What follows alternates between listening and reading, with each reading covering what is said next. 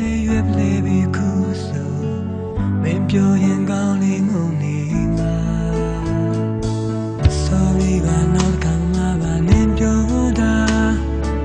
ပြောတော့ကနာပြီးရင်ဘူးဆိုလား